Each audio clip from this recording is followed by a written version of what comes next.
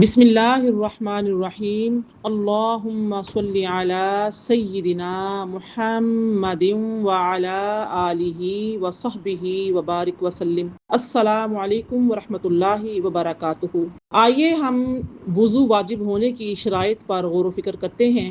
وضو واجب ہونے کی چند شرائط ہیں اور وہ یہ ہیں: مسلمان ہونا، بالغ ہونا، عاقل ہونا، پانی کے استعمال پر قادر ہونا۔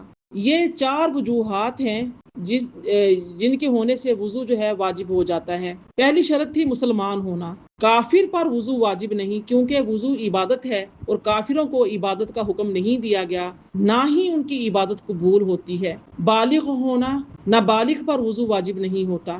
عاقل ہونا، دیوانہ اور بے ہوش پر وضو واجب نہیں ہے۔ پانی کے استعمال پر قادر ہونا، جو شخص پانی کے استعمال پر قدرت نہ رکھتا ہو اس پر وضو واجب نہیں۔